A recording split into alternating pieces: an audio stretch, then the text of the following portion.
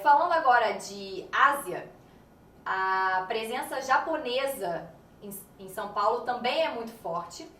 Não sei se todos aqui conhecem São Paulo, mas existe um bairro em São Paulo, o bairro da Liberdade, onde você pode encontrar tudo da cultura japonesa em um bairro, né?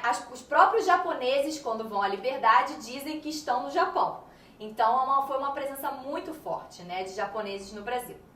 E uma curiosidade em relação à vinda dos japoneses no Brasil foi o seguinte: é que foi necessário que um comissário japonês de alto escalão do governo viesse ao Brasil para visitar as principais cidades, Rio, São Paulo e Minas, para ver se o Brasil era um bom lugar para os japoneses virem morar aqui. Ou seja, precisou alguém do governo conhecer o Brasil, falar, tá tudo ok, pode mandar o pessoal vir, que, enfim. E aí foi isso.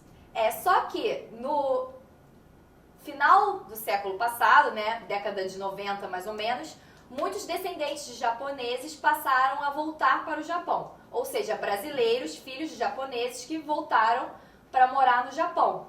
E esses brasileiros formaram uma comunidade brasileira japonesa no Japão, né?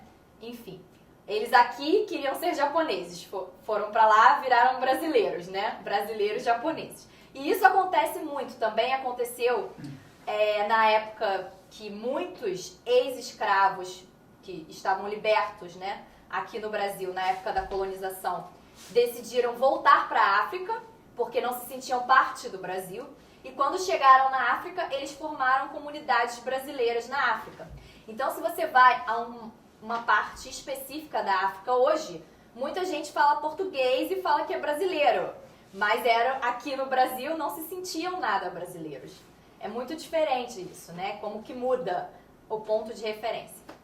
E em relação ao Rio de Janeiro, em termos de imigração asiática, a gente pode falar muito da imigração sírio-libanesa, que é muito forte aqui no Rio. E você pode ver isso só indo no Saara. Se você vai ao Saara, você vê que lá tem muitos lugares que vendem comidas sírio-libanesas e roupas e etc. E existe uma piada, não sei se vocês sabem o que é piada, it's a joke, tá? Que fala que o único lugar do mundo que judeus e muçulmanos convivem muito bem é no Rio de Janeiro, porque eles têm lojas, uma ao lado da outra, no Saara. Então tem uma loja de judeus e uma loja de muçulmanos e todo mundo se dá bem aqui no Rio de Janeiro. Porque Rio de Janeiro todo mundo é tranquilo, inclusive judeus e muçulmanos, né? Só aqui que acontece isso.